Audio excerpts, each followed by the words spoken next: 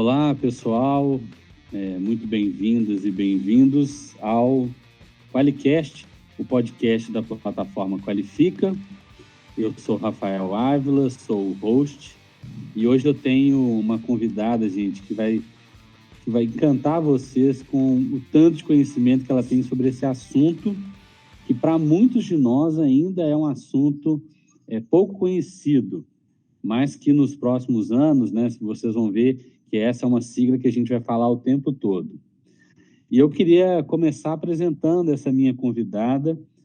E aí, gente, na hora que eu fui ver o currículo dela, eu estava com dificuldade de selecionar, né, aquilo que eu queria destacar aqui. Mas, de forma geral, gente, nós estamos hoje conversando simplesmente com a diretora de conteúdo, marketing e parcerias da HSM.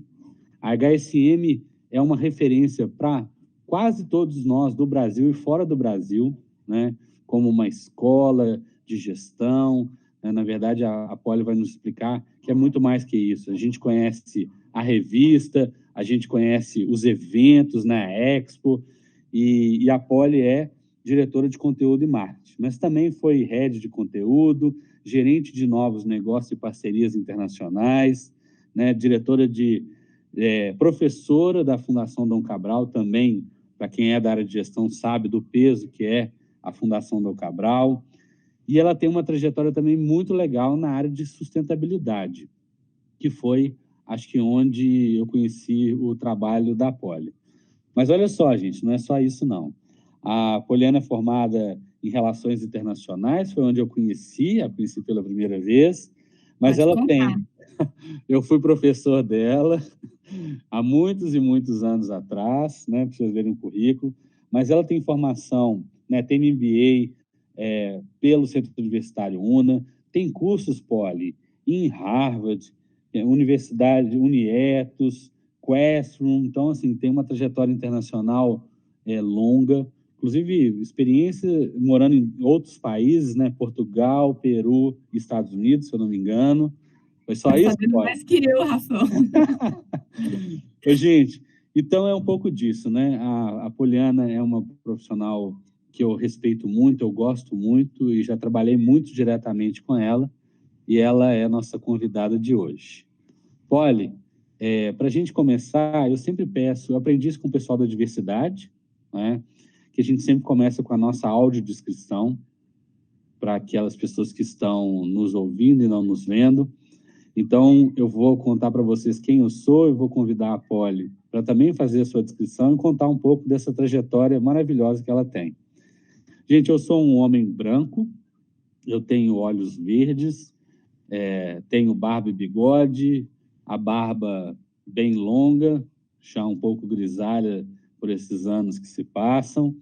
Eu tenho um cabelo muito curtinho, não muito penteado, né? Não é uma característica minha, e com a testa grande, com entradas mais protuberantes. Hoje eu estou trajando uma camisa verde musgo, uma camisa de malha, e eu estou aqui na minha casa, que é em Belo Horizonte, a Poli está em São Paulo, e de um lado meu está uma estante, e de outro uma cristaleira com uma samambaia, e predominantemente um ambiente branco. Vamos lá, desafio, Rafael. Bom, eu sou Poliana, sou morena, mulher, cabelos longos, escuros. Estou aqui no Learning Village, em São Paulo, um hub de inovação. Ao meu redor aqui, como diria o Rafael mais cedo, a vida como ela é, pessoas passando em volta numa cabine de vidro. Estou trajando um casaco colorido, meio xadrez, e que hoje também tá frio em São Paulo. Acho que as minhas rugas já entregam um pouco da minha idade, e né, eu acho que um traço marcante para todo mundo que me vê, talvez o rosto redondo, as bochechas que ainda me faz parecer um pouco mais nova de vez em quando. Poliana Reis Abreu, né? Não vou lembrar o número de você na chamada, mas eu lembro muito bem de você e da sua turma. Poli, Eu queria que você começasse comentando para a nossa audiência, que são estudantes, né, da nossa plataforma, um pouco dessa sua trajetória acadêmica e profissional, que ela é muito rica, né, e ela é muito marcada por experiências nas mais diversas áreas. Eu queria que você contasse um pouco dessa sua trajetória. Obrigada, Rafão. Primeiro, obrigada pelo convite. Acho que é sempre uma honra estar com você. E esse projeto é muito bacana, é muito legal poder também revisitar a minha história e contar um pouquinho. Obrigada pela oportunidade. É interessante quando a gente olha, né, para a nossa história acadêmica, profissional, e às vezes eu faço esse exercício. E o bacana que eu acho da minha trajetória, onde eu tenho bastante orgulho de contar, e com o tempo eu fui entender isso, é que parece não, né? Não é nada linear, é uma trajetória não linear, e que para quem está de fora parece até um pouco desconectada, né? A pessoa que fez relações internacionais, que atuou em organizações internacionais, trabalhou em governo, depois trabalhou com sustentabilidade e conjugou isso tudo em educação, foi para a educação executiva. Então, parece não ter uma conexão, mas hoje, olhando para trás, é algo que faz muito sentido para mim, né? E aí, contando rapidamente, né, eu acho que é importante falar de onde eu vim, de onde começa essa história. Eu sou mineira, de uma cidade muito pequena, né? Toda vez que eu brinco que é uma cidade muito pequena do interior de Minas, as pessoas, né, o pessoal da minha volta aqui começa a rir, porque eu sempre acho que ninguém vai saber, ninguém vai conhecer no mapa onde é a cidade, e toda vez que eu falo, sempre tem alguém que saiu de lá ou conhece, tem alguma conexão, que é Cataguases. E é uma cidade de 70 mil habitantes, muito pequena, então eu sempre tive uma vida muito do interior, né? Mas quando eu vou para BH e fiz relações internacionais, a minha vontade era sempre de explorar o mundo. Eu sempre tive vontade de conhecer novas culturas, sempre tive uma curiosidade muito grande, né, sobre como as coisas funcionam. E eu acho que eu sempre também fui muito instigada pelo meu pai, que é um engenheiro de Minas, com uma cabeça muito diferenciada do tempo dele, né, que já falava desde que eu tinha 12 anos, ele falava para mim sobre sustentabilidade, né, o que era desenvolvimento sustentável. Eu lembro de falar isso na mesa de almoço, né, dele chegar da empresa e falar, olha, você sabe o que é compensação de áreas desmatadas, o que é mitigação, como é que dá para fazer mineração de uma forma que seja sustentável. E, por outro lado, tive também uma influência muito grande da minha mãe, que sempre teve um olhar muito forte para o lado da educação, da humanização. Minha mãe foi fazer pedagogia empresarial quando eu era adolescente. Então, olhando para trás, eu acho que tem muita influência, né, em casa de alguns temas que foram sendo despertados. Quando eu era jovem, né, decidindo a faculdade que ia fazer, eu queria fazer jornalismo. Eu tinha dúvida se eu faria jornalismo ou se eu faria direito. Acho que eu nunca te contei isso, Rafão, se eu faria direito. E uma vez, já vestibular na porta, meu pai perguntou, mas por que você quer fazer jornalismo ou direito? E falei, olha, direito porque eu quero direito internacional. Eu não quero nenhum outro direito. Eu quero fazer direito só porque eu quero trabalhar com direito internacional.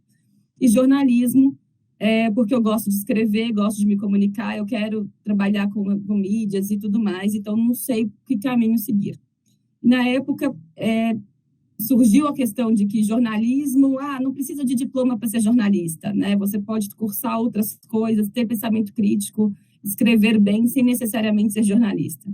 E eu entendi, vou ficar 5 anos numa faculdade fazendo direito, para fazer direito internacional, por quê? E aí eu descobri relações internacionais.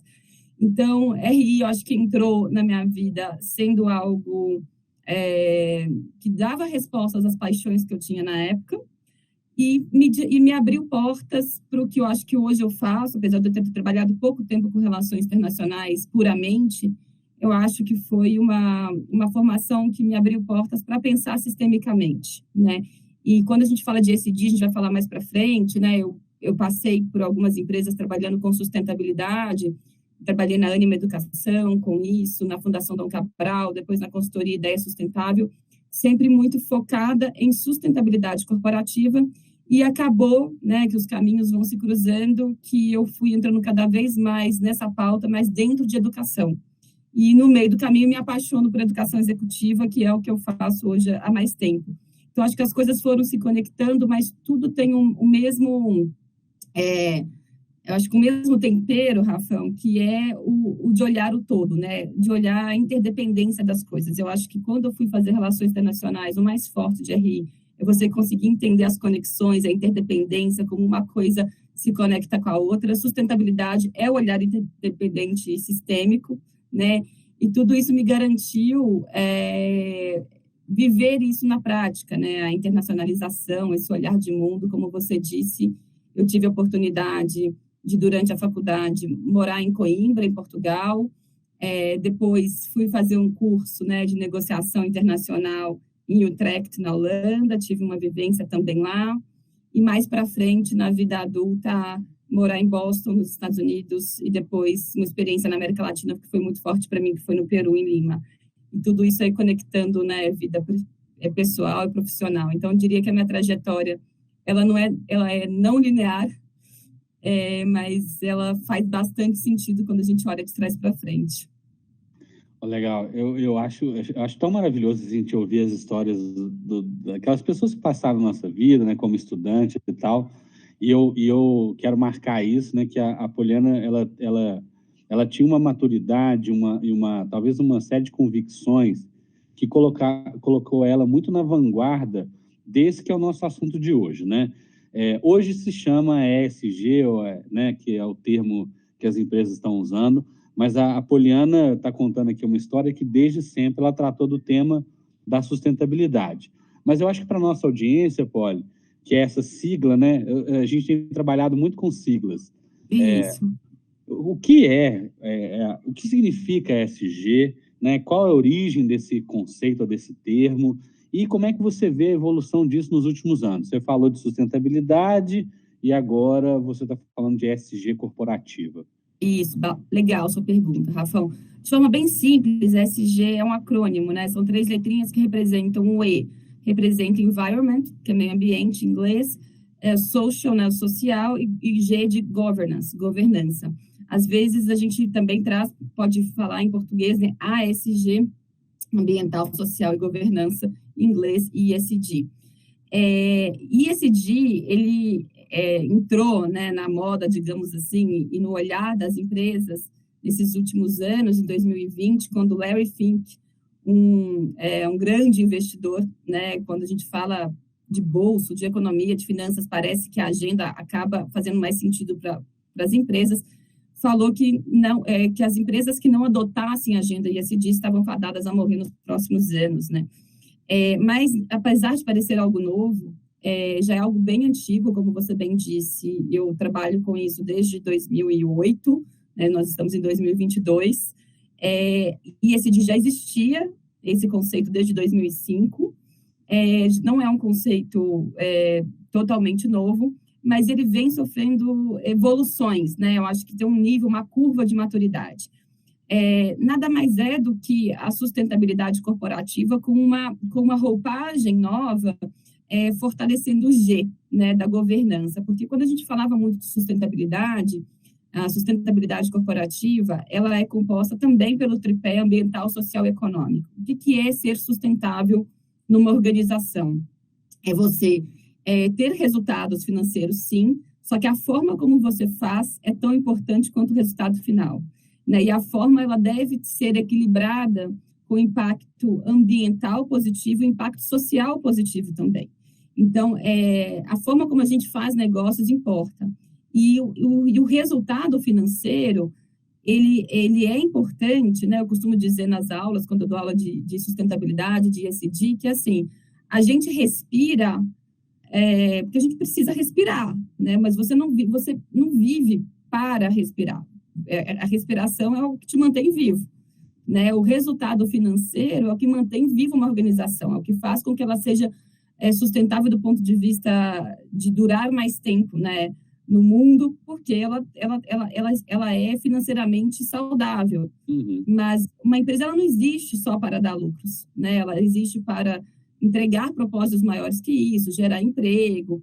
Então, o que a gente fala da mudança da sustentabilidade, essa forma nova de fazer gestão em ESG, é o que também é muito usualmente chamado nas organizações da mudança de um capitalismo de shareholders. O que são shareholders? São os acionistas, né, da empresa, para um olhar de stakeholders, que são os outros públicos envolvidos numa operação de uma empresa. Então, é uma gestão que passa a olhar os impactos ambientais e sociais e de governança também nos seus funcionários, nos fornecedores, na forma como você entrega aquele produto ou serviço. Você passa a prestar contas e ter uma postura mais transparente, tá aí o G da governança, em relação a um público maior do que apenas o acionista.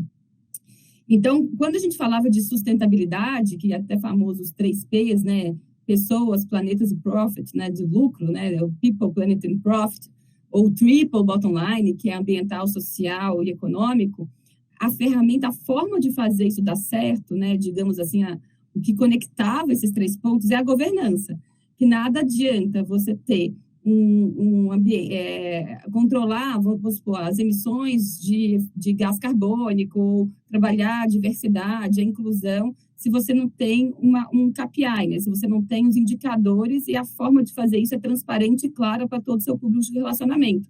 Isso é governança, né? A maneira como que a empresa é gerida, a cultura que é colocada ali, a transparência é governança. Então, eu acho que a grande evolução dos termos sustentabilidade corporativa para ESG é deixar mais claro que essas 3 letras são muito interconectadas, né? Que a gente está falando de uma nova forma de gestão em que a governança ela é importante para dar clareza aos impactos sociais e ambientais.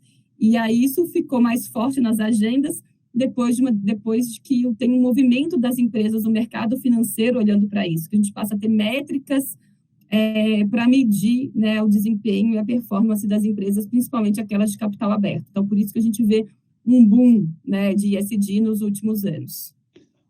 Polly, eu acho legal. Você tem 2 coisas que eu queria destacar na sua fala. Uma é que, acho que recentemente, né, saiu praticamente uma determinação de que para as empresas operarem em bolsa, elas têm que ter as métricas de ESG. Métricas de ESG estão bem estabelecidas, né? Então, se a gente está em companhias que, de alguma forma, vão fazer seu IPO, né, ou vão operar na Bolsa, isso é um elemento fundamental. E eu acho muito legal também, né, essa pegada mais professoral que a Polly tem de explicar, né, que é um conceito que, de alguma forma, já tem pelo menos, né, quase 20 anos, né, e você falar de 2005, mas que ganhou um destaque, uma relevância, porque algumas pessoas importantes né, nesse mundo da capitalista falaram, olha, isso é relevante para ter. Mas você usou um termo que eu tinha até uma pergunta preparada aqui para você, que era sobre a moda, ou sobre modismo, né? De alguma maneira, a ESG é um modismo, ou de fato você acredita que isso é um novo paradigma na relação entre empresa, clientes, fornecedores e a sociedade de maneira geral? Eu acredito que é um paradigma novo mesmo, assim, um imperativo na forma de fazer negócios, né? Porque na forma de a gente encarar a vida, sabe, Rafa? O mundo como um todo de forma bem sistêmica, porque eu acho que ninguém é contra, né, a sustentabilidade, a fazer as coisas direito. Quando você olha, é muito mais coerente e consistente com o contexto, você fala, olha, não tem outra forma de fazer. O problema é que as pessoas, quando atrelam isso a custo, ou a dificuldade, ou algo a mais, aí vem o lado contra, né? Assim, o conceito em si, é difícil você ser contra, falar que isso não faz sentido. Faz sentido. A dificuldade é que às vezes a gente não sabe como implementar. E aí, algumas pessoas embarcam, algumas organizações principalmente embarcam no que seria uma moda, né? E faz disso algo pouco coerente, pouco consistente, só como uma alavanca de marketing, o que a gente chama de greenwashing. Então, existe o modismo, né? Existe o modismo de pessoas que, talvez com pouco repertório sobre o tema, no efeito de manada, vão entrar nisso por modismo, né? Por comodidade, enfim. Mas, em termos estruturais, é um novo paradigma, né? É difícil, por quê? Porque tem um movimento, e aí isso não é só porque eu quero e a gente acha bonito e é coerente. Existe um movimento muito forte, do mercado consumidor. As pessoas estão, ainda bem, mais conscientes, né? Ainda existe uma evolução de consciência né, natural, mas se você for olhar dados históricos, a gente tem uma geração mais consciente, mais preocupada com o impacto ambiental, em consumir de forma mais responsável, de saber a rastreabilidade dos produtos, de querer entender a origem, né? As pessoas estão escolhendo onde elas querem trabalhar, né? Se as empresas estão conectadas com o propósito, né, pessoal delas ou não. Existe já pelo menos uma informação, um conhecimento sobre a importância, né, da diversidade, a importância da inclusão, a importância de pensarmos em assuntos que antes não estavam na agenda dos negócios. Então, isso já causa né, todo um movimento, por exemplo, para as empresas, relevante, que não tem muito como escapar. Se você quer atrair os melhores talentos, quer ter um processo de retenção, você vai ter que olhar para uma pauta de ESG, porque os colaboradores vão começar a exigir isso de um lado. De outro, né, você tem que atrair consumidores. Os consumidores também estão mais conscientes e vão começar. Então, é uma pressão do ponto de vista corporativo, olhando os dois lados, né, de quem está dentro, quem está fora, o cliente e o colaborador, e de uma forma mais holística, assim, olhando para o mundo, né, a gente está vendo as respostas climáticas, a pressão pela descarbonização, o aquecimento global acontecendo de fato, né? Eu lembro em 2008, quando eu fazia minhas apresentações, meus treinamentos em sustentabilidade, que eu mostrava os dados do que aconteceria com o planeta em 2020, 2022, está acontecendo tudo agora, né? Essas oscilações, todos os dados que a gente tinha da ONU, que mostravam que aconteceria no mundo na década, né, entre 2020 e 2030, já está acontecendo. Então, não é falácia, é ciência. E isso está pressionando o mundo. Então, não tem uma forma das empresas caminharem que não seja essa. Por isso que eu acredito que, mesmo que a gente quisesse falar que é algo passageiro, não tem como não ser, porque as estruturas mudaram, os contextos realmente são complexos e precisam, né, e precisa de um olhar, de um novo olhar de gestão. E já tem muita gente discutindo isso. E eu acho que dessa vez também a gente vê movimentos já consolidados, né? Antigamente eu brincava que se tivesse eu lembro de uma conversa minha com um empreendedor social há uns 15 anos atrás, a gente no telefone falando de um evento, que ele falou assim, pô, se todo mundo for no mesmo avião, esse avião cair, acabou a sustentabilidade no Brasil, né? E hoje não, hoje isso está pulverizado, muita gente falando, muita gente estudando. Hoje eu estava aqui, inclusive, no Learning Village, no encontro de ESG, pela manhã com CEOs, né? Tinham 160 CEOs aqui. Hoje, escutando falar sobre o que são as empresas B, as Benefit Corporations. Então, eu acho que é um movimento, Rafão, que não tem como escapar. Polly, eu acho interessante você comentar isso, assim, porque, de alguma maneira, a gente que é formado em relações internacionais, a gente tinha uma crença, talvez, muito ancorada, talvez num paradigma antigo das relações internacionais, que dependeria dos governos para que mudanças, né, mais estruturais elas acontecessem. E pelo que você está trazendo aí na sua fala, a gente sabe que determinados governos ainda estão muito atrasados nessa perspectiva, mas que há um movimento corporativo das grandes empresas, instituições, que de alguma maneira estão forçando essa agenda governamental, não é isso? É isso mesmo, exatamente. É claro que com governos, né, a coisa andaria muito mais rápido. E a gente sabe que a gente precisa desse apoio governamental também. Mas isso não impede que as coisas aconteçam, né? Eu acho que tem um movimento empresarial, um movimento de pensadores, um movimento da ciência, que quando é conjugado, né, a gente vê também essas mudanças não só top-down, mas bottom-up, né, de baixo para cima. E eu acho que a sociedade tem exigido isso, e isso é o curso natural. Não que não tenham desafios. A gente sente em alguns momentos, né, que a gente anda algumas casinhas para trás, com algumas, né, com algumas questões colocadas por um governo ou outro, quando muda uma figura ou uma liderança, né, mais voltada para esse tema ou não, mas a caminhada das empresas eu vejo como uma evolução muito forte, assim, e que pode causar mudança independente do governo.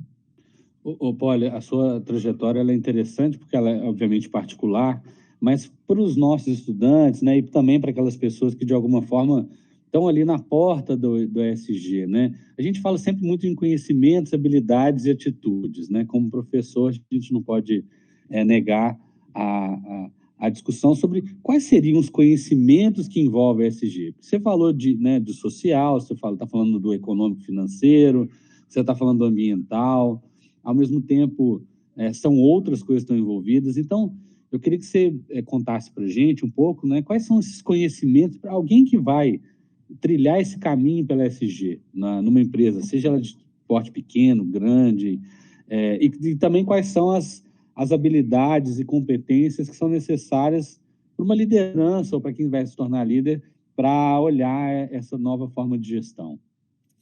Muito legal, Rafão, porque é complexo, né, essa pergunta, mas vamos lá, vou tentar ser mais objetiva aqui. Em termos de conhecimento, eu acho que todo conhecimento de mundo, ele é importante, né? Eu fiz um artigo essa semana para a nossa revista, em que, em determinado momento, eu escrevi, né, tenham pessoas que te inspiram, mas não fique preso nelas. Olha para o lado, né, tenha um olhar diverso sobre o mundo. E eu acho que é isso, a gente tem que ter ali quem inspira, né, qual o conhecimento que a gente vai buscar, mas para trabalhar com ESG, para trabalhar nesse mundo independente do ESG, a gente precisa ter um olhar, que eu falei aqui algumas vezes, que é esse pensamento sistêmico, né? E esse pensamento sistêmico, ele passa por conhecer de várias competências, conteúdos e habilidades. E uma delas, né, algumas delas, eu acho que primeiro é aprender essa leitura de mundo, né? Aprender a analisar. Acho que analisar sem julgamentos, né? Entender primeiro a complexidade das coisas, porque quando a gente fala de ESG, são problemas complexos. A gente está falando de questões de fome, de desemprego, a gente está falando de desmatamento, a gente está falando de questões ambientais, sociais, de governança, são questões complexas que não têm resposta simples. Legal. E para você analisar questões complexas, né, a gente precisa... não é preto no branco, você precisa analisar o contexto e fazer a interpretação desse contexto. Então, buscar por conhecer mais de vários assuntos. Então, tem que entender sobre meio ambiente, né? Tem que entender sobre história, sobre sociologia, tem que estudar sobre direito, compliance, tem que entender também sobre o mundo dos negócios, senão você fica muito fora do fazer acontecer, né? Porque também tem a lógica de negócio. Uma coisa é você entender todo o conceito que é importante por trás, né? Toda a ideologia que é importante por trás do ESG, mas como você fazer isso acontecer, tem que entender de inovação, tem que entender sobre como eu crio um plano de negócio, como eu tiro um projeto do papel, né? Como eu faço, e tem habilidades importantíssimas, porque como você vai tirar ideias, né, do papel totalmente complexas, vai tentar desenvolver soluções para problemas muito complexos, tem uma habilidade que é importantíssima, que eu falo que é o intraempreendedorismo, se você está dentro de uma organização, ou se você vai empreender, né, o empreendedorismo. Mas essa atitude de tentar descobrir soluções, né, de propor novas ideias, eu acho que o intraempreendedorismo e esse olhar inovador, ele é muito importante, né, essa criatividade também, o olhar de resolução de problemas, ela é muito importante para quem está nessa carreira. A antiga frase, né, apaixone-se pelo problema, ela é muito importante. Então, essa atitude de se apaixonar pelo problema era importante, apaixonar por qual problema social eu quero resolver, que problema ambiental eu sou capaz de resolver de uma maneira como nunca foi feita antes. E aí eu acho que tem um outro olhar que é muito importante e que a gente tem, talvez, a alegria, né? Tipo, a gente tem a boa... que bom que a gente está vivendo numa era que a gente tem tecnologia, porque eu acho que há pouco tempo, talvez a gente tivesse mais dificuldades de falar, de resolver esses problemas complexos. Então, acho que um tempero interessante, que bom que a gente está vivendo numa época em que tem tecnologias que a gente pode escalar, né, essas soluções. Então, eu diria que também aprender sobre tecnologias, isso não quer dizer que você vai ter que operar, dominar tecnicamente, mas entender para que as tecnologias ditas que a gente fala aqui na Singularity exponenciais existem, e como que elas podem ser usadas para resolver esses problemas sociais, ambientais da sociedade. Então, a gente, né, costuma dizer como professor e quem trabalha com educação, daquele profissional que a gente chama de T-shaped, né? O que é o profissional T? É aquele que tem uma profundidade na base do T, né? Essa parte do T aqui é a sua especialidade, é aquilo que você é especialista. Então, no nosso caso, nós somos formados em relações internacionais. A gente tem uma especialidade ali naquilo. Mas na base, né, no topo do T, na parte horizontal, são as competências e habilidades que você tem que ter, que tem que conhecer para ser um profissional com esse olhar sistêmico. Então, um pouquinho de finanças, um pouquinho de negócios, um pouquinho de inovação, de tecnologia, é um repertório que, se você não tiver, você não consegue fazer as conexões necessárias para trabalhar com toda essa complexidade. Então, eu diria que é um olhar, né, de mundo mesmo, um cuidado com o repertório, de estar sempre sendo atualizado e entendendo a dinâmica das coisas, né? Sair da bolha, porque não existe resposta simples quando o assunto ISD é ISD, mas é um caminho complexo, mas muito gostoso de lidar, porque mexe, na verdade, eu acho que com a inspiração das pessoas, né? Então, um dos termos que se utiliza muito é innovability hoje em dia, que é a conexão de inovação com sustentabilidade. Certo. Uma coisa anda junto com a outra. Então, acho que esse olhar inovador para quem quer trabalhar com ISD, ele é muito importante. Olha só, audiência, assim, quando a Polly conta, né, desse tanto de coisa que a gente precisa conhecer, né, eu acho que existe um alento na fala dela em dois aspectos. Esse formato inteiro, não sei se é de algum dos irmãos Kelly, né, da IDEO ou da... Do Tom, do Kevin Kelly. Se é o Tom ou se é o outro, eu lembro que a gente aprendeu isso, até ele esteve num evento na HSM alguns anos atrás, e é muito marcante. Acho que ele veio trazendo o livro Os 10 Faces da Inovação. É isso mesmo. Não é? Então, esse profissional com esse formato, né, com esse T-shape, né, esse molde em T, é que tem profundidade em alguma área. Então, se você é do direito, ou se você vem da gestão, ou se você vem das áreas biológicas, exatas, não importa. Você tem ali um conhecimento profundo em uma determinada área.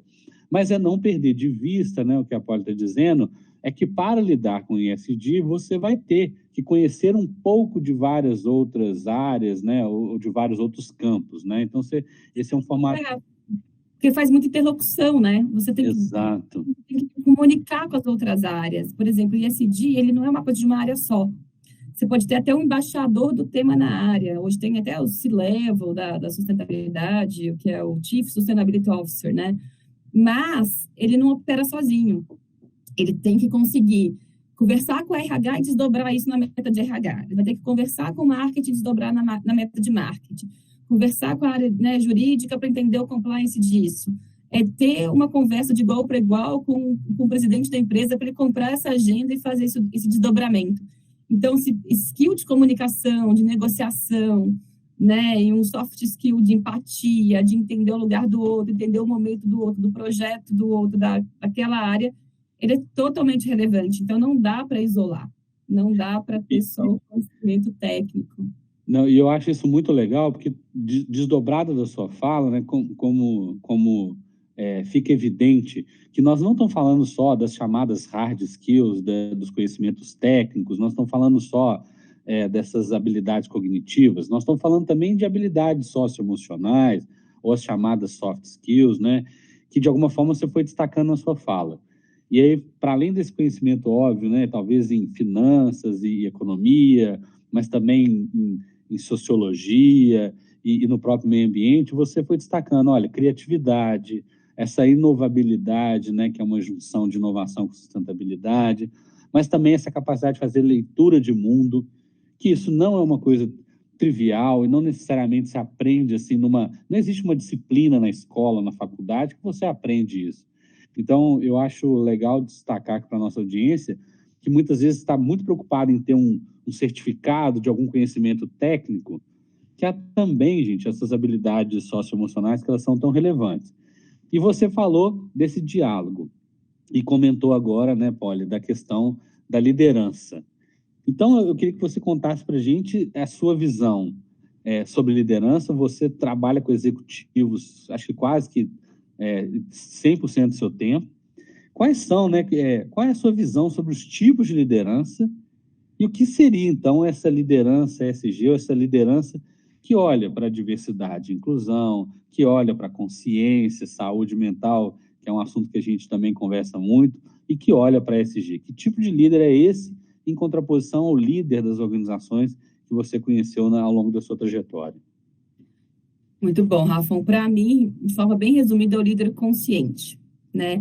E o que é esse líder consciente? Ele tem consciência tanto dos resultados de negócio, como ele tem consciência de onde ele está inserido, né? E eu me lembro muito de uma frase do Fábio Barbosa, que foi CEO do Banco Real, né, lá atrás, que foi um dos precursores da sustentabilidade e tudo, que eu nunca me esqueço. Eu entrevistei ele uma vez para um artigo numa revista, e ele falou o seguinte, que o que era ética para ele, né? Era aquilo que ele podia conversar na mesa de jantar com os filhos, né? Que ele sabia que era aquilo que ele podia conversar na mesa de jantar, que o que ele estava fazendo. Então, assim, se ele chegava de um dia de trabalho, podia contar o que ele fez na mesa para os filhos, era que ele estava fazendo a coisa certa. Então, eu acho que a liderança, ela é essa liderança ética e consciente, né? Que a gente precisa para tocar negócios com essa visão, com a gestão de ESG, de sustentabilidade. Eu costumo dizer que, às vezes, a gente atrela ESG como algo a mais a ser feito, né? A sustentabilidade como algo a mais a ser feito pela liderança. E, a partir do momento que a liderança coloca isso como algo a mais, eu acho que ela está perdendo a noção do que é, de fato, ESG, né? E não é algo a mais, é uma lente. Então, é uma forma de você enxergar aquilo que você já faz. É como você trabalha. Então, é como se essa liderança colocasse um óculos, né? E ela começasse a enxergar as coisas de uma maneira melhor, com mais clareza do jogo ali, né? Do tudo que está em volta. Então, por isso que eu falo que é uma liderança consciente, porque é uma liderança que enxerga o cenário de uma forma com muito mais clareza, não que ele seja um cenário mais fácil, pelo contrário, mas é uma liderança que assume que existe uma complexidade, que não tem medo de lidar com problemas difíceis, né? Que não tem medo de colocar as questões na mesa, porque é muito mais fácil aquela liderança antiga que você só focava no resultado final do bottom line, nas metas financeiras, do que essa que tem uma responsabilidade e um escopo muito maior. Então, acho que a primeira coisa é uma liderança que tem pelo menos uma consciência de que o mundo mudou, que está mudando, que tem que mudar, e que o seu escopo e a sua responsabilidade ele é muito maior do que apenas o resultado financeiro no final do dia. Eu acho que é uma liderança que é uma liderança também mais humana, né? Que ela entende a importância das relações, a importância das pessoas para a organização, que entende a importância do que a gente chama de integralidade, né? A pessoa ela não vai trabalhar, ela não entra no modo on, trabalho e off, né? Vida pessoal, as coisas estão misturadas hoje em dia, e se a gente não entende isso, isso não é uma liderança humanizada, não é uma liderança que vai conseguir o melhor das pessoas, não vai conseguir com que as pessoas coloquem o seu propósito em movimento dentro da organização. Então, acho que quando a gente fala de ESG, a gente precisa com que as pessoas coloquem toda essa vontade de fazer acontecer, né? Como a gente brinca da Singularity aqui, o moonshot, que é aquela ideia, né, que vai fazer, transformar 100 vezes mais, né? Não 10%, não só 10%, 1 bilhão de pessoas, né? 1 bilhão de pessoas, impactar um monte de gente e tal. Quem quer fazer isso, né, que é ESG na veia, quer falar, quer impactar socialmente, meio ambiente e tudo, ela tem um propósito ali. Então, essa liderança, para dar espaço para essa pessoa, tem que ser uma liderança mais humana que entenda isso também. E, ao mesmo tempo, eu acho que tem que ser uma liderança que está em constante movimento de aprendizagem. Legal você comentar isso, porque era uma pergunta que eu ia fazer. Você escreveu um artigo, né, sobre aprendiz serial, que saiu na revista, e está nas redes aí. E eu ia te perguntar, você está falando de tanto desse líder, é um líder que aprende o tempo todo? E como que ele aprende? Ele aprende o tempo todo e ele assume que ele tem que aprender o tempo todo, que é diferente daquele líder, né? Você perguntou dos líderes antigos. A gente está numa mudança, numa transição, né, de gestão, alguns chamam de gestão pós-moderna, né? O que era o líder antigamente, até pouco tempo, né? Qual que era a nossa visão de líder? Aquele que era inquestionável, que tinha resposta para tudo, e era também um herói solitário, né? Porque não tinha muito com quem trocar. E esse líder, ele não podia se colocar no lugar de vulnerabilidade, de falar, olha, eu preciso aprender, eu não sei sobre ESG, eu não entendo desse assunto, né? Eu preciso aprender. Isso era irreal, era difícil você encontrar um líder que colocasse nessa posição de humildade. E eu acho que essa liderança, né, para os contextos atuais, ela tem que ser uma liderança que aprende e que assume que tem que aprender. Então, assume essa vulnerabilidade, que não é fraqueza, é vulnerabilidade diferente. De falar, olha, eu tenho muito que aprender e coloca isso em movimento. Então, esse meu artigo do aprendiz serial foi muito nessa linha, né, de como que você aprende sempre. Eu acho que uma das formas de aprender sempre, de fazer o que a gente chama de lifelong learning, Rafael, primeiro ser curioso, né? Ser curioso sobre você, sobre o mundo. Acho que tem que essa curiosidade ela tem que estar ali. Cuidar do repertório, né? O líder que está aprendendo o tempo todo, ele está com esse olhar atento a aprender a todo momento. É a pessoa que consome conteúdos de formas diferentes, né? Ouvindo um podcast, escrevendo no LinkedIn, vendo o que seus amigos estão escrevendo, ele circula em outros círculos, ele ouve o diferente, né? O diverso. É aquela pessoa que tem paixão pelo aprendizado e coloca isso em primeiro lugar. E para acompanhar esse mundo todo, né? Cheio de mudanças e tudo, eu acho que tem que ser um aprendiz serial. E a liderança, ela tem que se colocar nesse lugar. Eu até escrevi um outro artigo agora, que vai ser publicado no mês que vem, e que o título é CEO e Aprendiz Muito Prazer. E por que eu falei isso?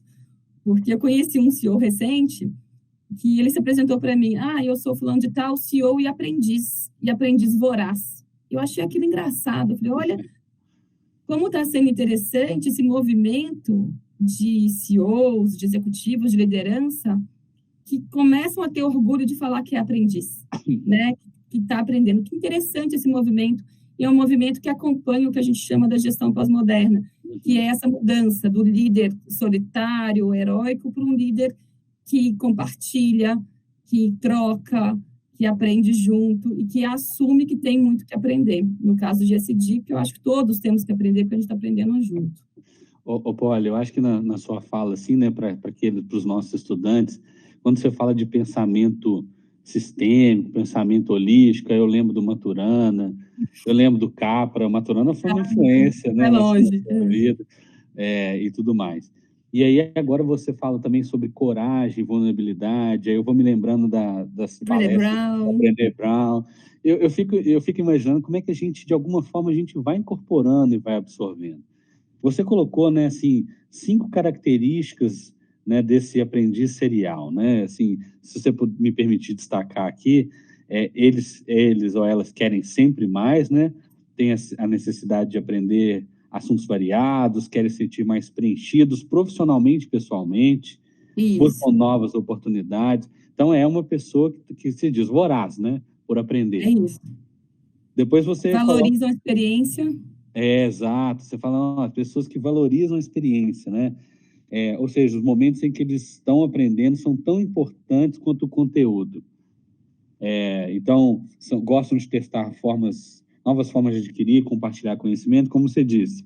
Pode ser num curso na nossa plataforma ou na plataforma de vocês, né, um curso ali online, pode ser num evento e tudo mais.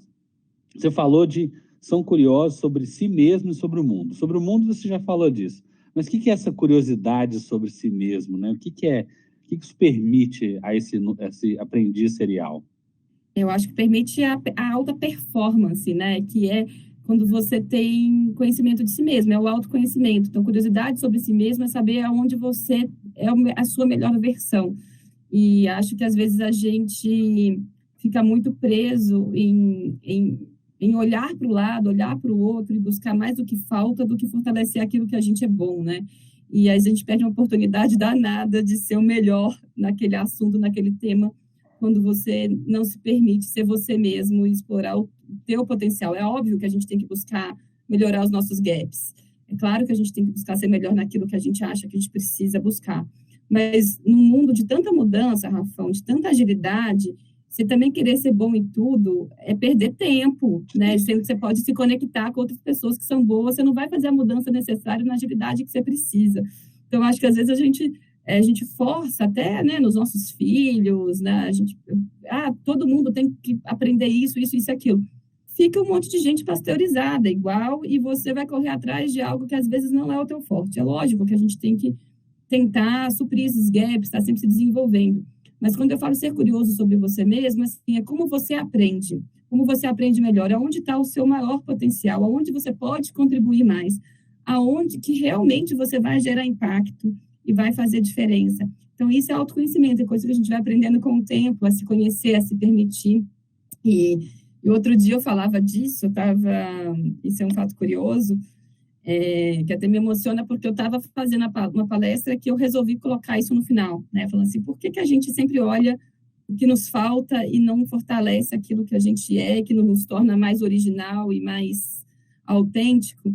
E eu me lembrei, olha que curioso, de uma carta, sem noção, do meu pai, que ele escreveu para mim quando eu tinha 7 anos, na formatura de pré. E eu achei essa carta em algum momento lá na casa da minha mãe. E é uma carta sem noção, por quê, né? Porque um pai que escreveu no final, assim, fortaleça seus pontos fortes, que o resto virá com o tempo. Então, eu acho que é um pouco isso. Quando a gente se conhece, a gente aceita os nossos pontos fortes, né? E a gente coloca foco nisso, o resto vem com mais naturalidade. Uhum. Então, acho que ser curioso sobre você mesmo, né, sobre o mundo, mas também sobre a gente, é se permitir a se conhecer e colocar o que você tem de mais original a favor, né, de um produto, de um projeto, de um impacto, seja ele lá qual for. É colocar, de fato, o teu propósito em movimento. Eu acho que quando a gente se conhece, essa coisa do propósito, ela sai do limbo, né, da palavra bonita, e ela vai para a realidade. Não, e eu acho legal você colocar isso, porque a quarta característica é ser corajosa, né? Essas lideranças são corajosas. Então, você olhar para si mesmo também é um ato de muita coragem, né? De você encarar as vulnerabilidades e tudo mais. E aí, né, a coragem, né?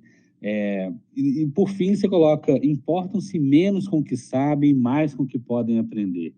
Que, na minha visão, isso é uma postura de muita humildade, né? Ou seja, de você reconhecer de que você não sabe determinadas coisas, mas que, de alguma maneira, você pode aprender, não é isso? É isso. Eu acho que quem tem paixão por aprender está sempre olhando para frente, né? Acho que a gente tem um olhar de futuro que é muito forte, que é isso, assim. Eu estou aprendendo agora, mas eu tenho mais vontade do que ainda posso aprender, né? Então, do que eu posso ainda conhecer, do que isso pode me proporcionar. E eu acho que quem tem essa atitude, né, de sempre buscar aprender mais e não se apegar às suas verdades, né, e eu acho que isso também é importante, porque a partir do momento que você tem mais vontade né, se apegar mais ao que você pode aprender do que você sabe, você também é capaz de desaprender um pouco, né? Uma frase que está muito sempre lá aí na HSM, né? Essa capacidade de desaprender, reaprender. Reaprender. A gente fala bastante disso. Por que desaprender, né? Porque a gente aprendeu muitas coisas no mundo de contextos diferentes. E uma coisa que eu falo muito com o meu time aqui, né? A educação, o aprendizado, ele se dá no contexto. Se você tira o contexto, tudo se perde. Uhum. Se você aprendeu num contexto em que, por exemplo, fazer gestão era uma gestão totalmente hierárquica, manda quem pode, obedece quem tem juízo, faz sentido eu ainda ficar insistindo nesse aprendizado? É melhor eu desaprender isso e aprender o que é uma gestão, né, mais ágil, o que é um poder distribuído dentro das organizações, o que é ESG. Então, são aprendizados que às vezes não fazem mais sentido para o momento que a gente vive. E aí depende de muita coragem, né, Rafão, da gente desaprender algumas coisas que para a gente talvez tenham sido verdades absolutas por muito tempo. Poli, eu acho que você tem muito tempo que você está envolvida com a educação executiva, né? Assim, Quais são essas tendências da educação executiva? Porque a gente, vamos lá, a gente de alguma forma aprende coisas sobre liderança, mas ao mesmo tempo também a gente vive questões de liderança. Como é que você vê essas tendências na educação executiva? ESG você já está lecionando integralmente em qualquer curso para formação de líderes e CEO desse país, não é isso? É isso. Eu acho que a tendência é olhar esses novos contextos, então, entrar na pauta assuntos que até então não eram da pauta dos negócios, e esse dia é um deles, né? Humanização, saúde mental, que não eram temas que se falavam com a liderança. Então, isso a gente tem visto, Rafa, nos últimos anos, uma busca muito constante das empresas, né? Teve um ano do que a gente deu de treinamento para falar de confiança, era uma coisa louca. Eu falei, gente, como assim as empresas estão nos pedindo programas, treinamentos para falar de confiança? Então, a gente vê uma tendência numa humanização mesmo, numa busca pelo que a gente chama, né, dos soft skills, dos comportamentos, de falar de comportamento da liderança. Uma outra tendência muito forte que eu vejo é dessa liderança do executivo entender a aplicabilidade das tecnologias. Então, esse olhar para a tecnologia, mais humanização, eu acho que é algo muito forte. Em termos de formato, eu acho que tem uma tendência muito grande de buscar formatos mais leves, né? O mundo corporativo ele já é muito duro, e a gente entendeu que as pessoas, para aprenderem, independente delas serem altos executivos, precisa se emocionar para aprender, a gente precisa sentir para aprender, né? E não precisa ser chato aprender, então não precisa ser maçante, duro. Então, tem tido também um movimento das escolas de negócio, das consultorias em educação executiva, de buscar novos formatos. Formatos, às vezes, pílulas de conteúdos mais curtinhas, formatos de áudio, como podcast, né, artigos menores, e formatos que garantam também que as pessoas troquem mais. As pessoas, os executivos, eles estão pedindo mais troca, né, entre eles e aprendizado. Então, essa coisa de você trazer emoção para o aprendizado executivo, ele também está em pauta, porque é a forma como a gente consegue guardar melhor as informações, né? Então, quando você se emociona, você lembra, né? Você lembra de alguma coisa que te faz a conexão e te dá esse aprendizado. Uma coisa que a gente tem trabalhado muito aqui na HSM há uns anos, né? Já tem alguns anos e tem ficado cada vez mais forte a procura, é o que a gente tem chamado de live cases, que são o edutainment, né? É uma tendência que é juntar entretenimento com educação. Eu estou olhando muito para isso ultimamente, que são formatos que você tem uma parte de entretenimento, mas que, ao mesmo tempo, você traz um conteúdo com profundidade, mas com leveza ao mesmo tempo. Então, por exemplo, a gente está fazendo um curso dentro do Rock in Rio, que é o Rock in Rio Academy, dentro lá da cidade do rock, em que você vai falar de um super festival de entretenimento e tudo, mas vai aprender sobre lições de gestão por trás de quem faz acontecer. Então, quem vai contar são os próprios executivos. Então, essa é outra tendência também.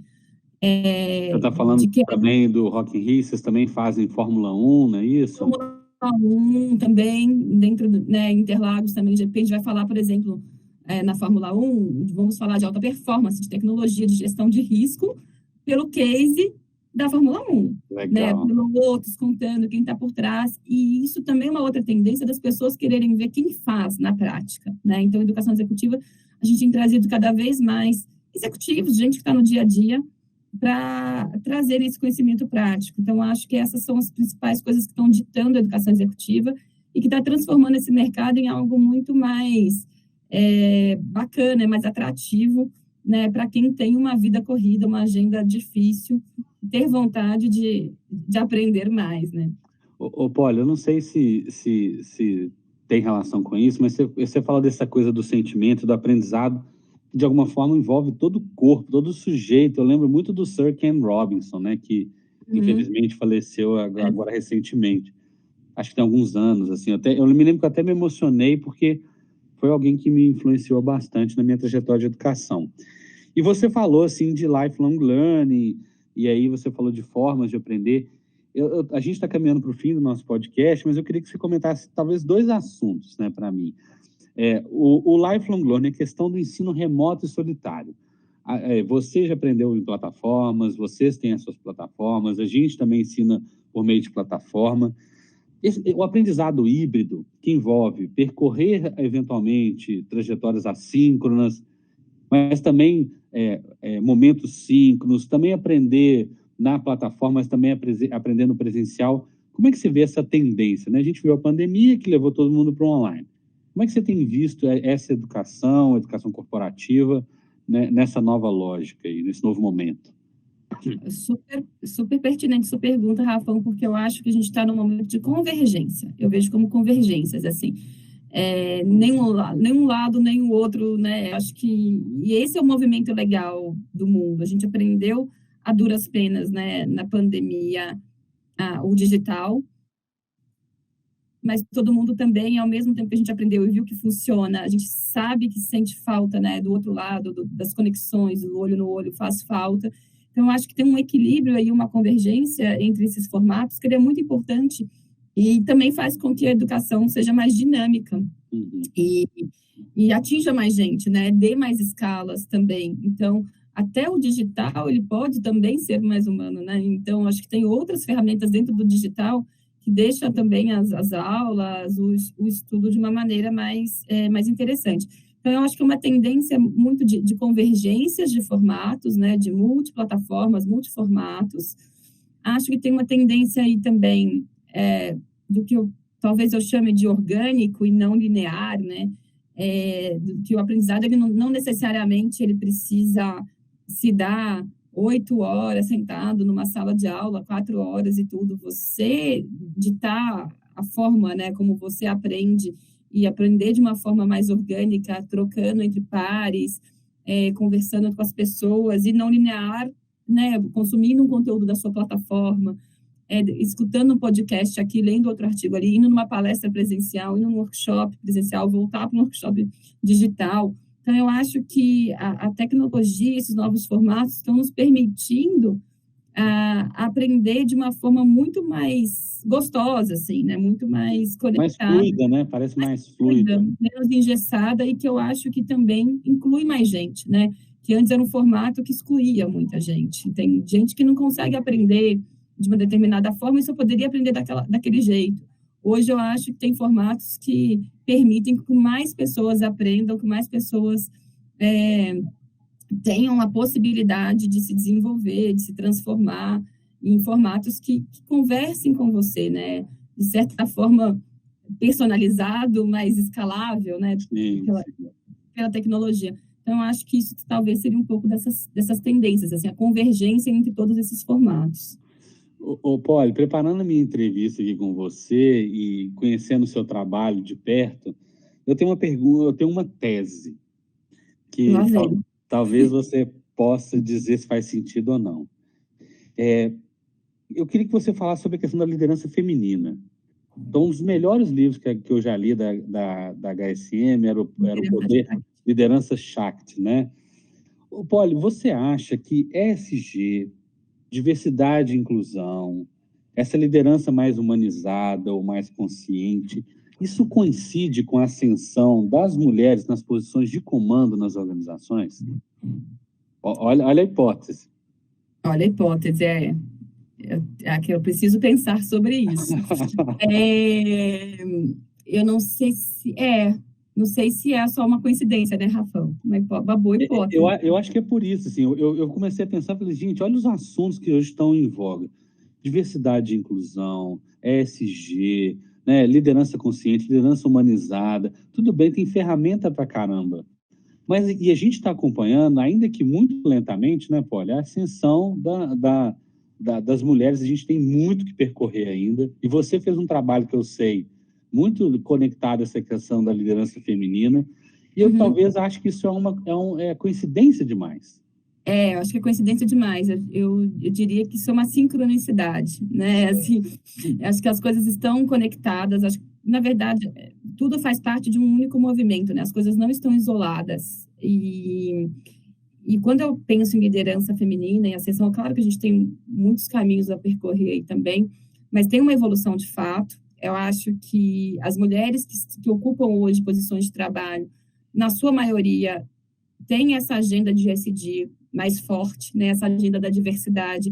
Isso acaba puxando outras mulheres, outros homens, outras pessoas a olharem para isso. Então, tem um trabalho de formiguinha aí feito por muitos anos, né?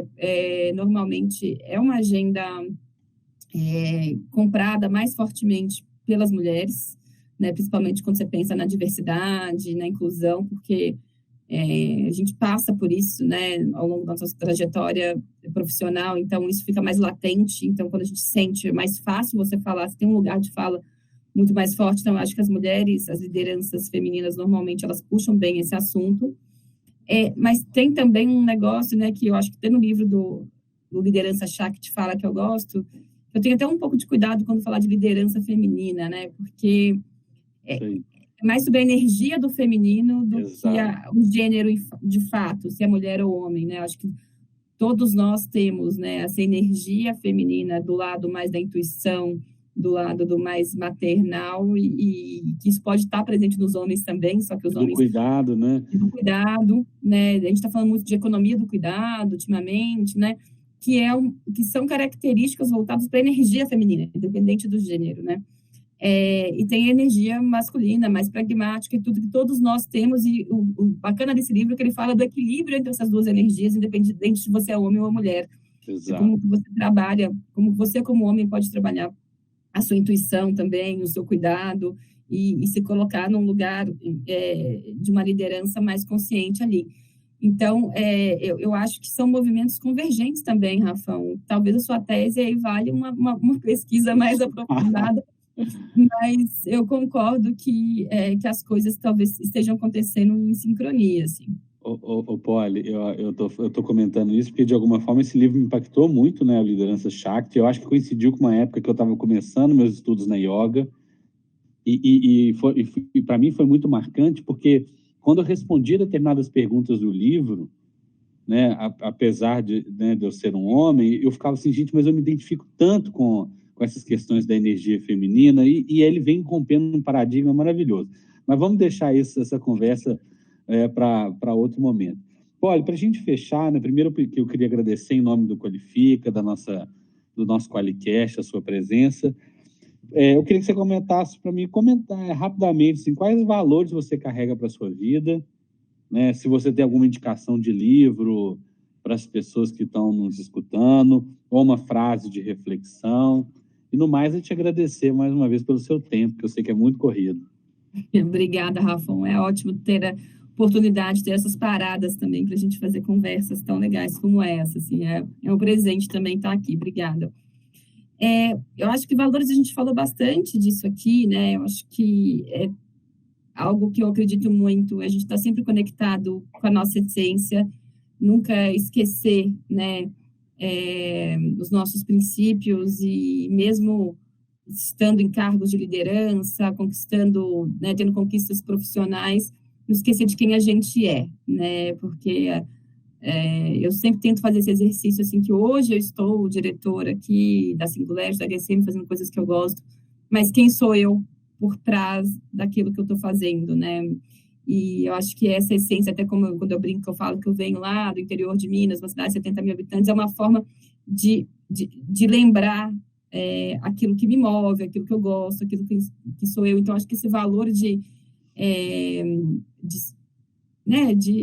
buscar a tua essência, de reconhecer as suas origens, de saber quem está com você, né? Eu acho que uma frase que eu gosto muito, que eu tenho escutado bastante aqui na Singularity, né, que não é sobre o que, né, o que você está fazendo, é sobre quem está com você, né? Acho que o valor das relações também é muito importante nesses movimentos. E quando a gente está falando de ESG, quando a gente está falando de construir algo diferente, de inovar, é muito importante saber quem está com a gente. Então, eu diria isso, assim, quem está com você, né? Quem está do seu lado no seu processo de aprendizado, quem está com você construindo a sua carreira, olha para o teu lado, quem são os líderes, quem são as pessoas, porque o mundo é muito cíclico, né? Olha a gente aqui hoje, as pessoas talvez não saibam, você falou que é meu professor, mas a curiosidade é que a minha foto da formatura, quem me entregou o diploma foi você, né? e a gente trabalhou junto em tantos lugares, e a gente se reconecta por algo mais forte, né? Que é aquilo, são as crenças, é aquilo que nos move.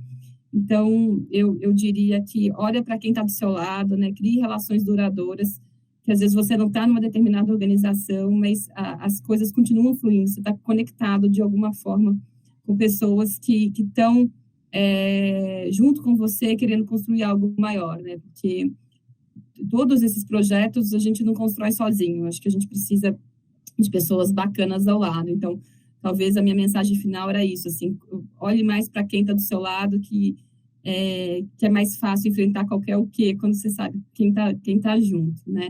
Então é isso, acho que essa seria a mensagem final.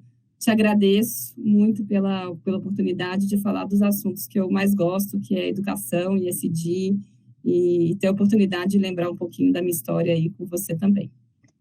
Beleza. Acho que já foi um tema da HSM, que é o poder das conexões, não é isso? Eu não lembro desse, mas deve ter tido algum. Exato.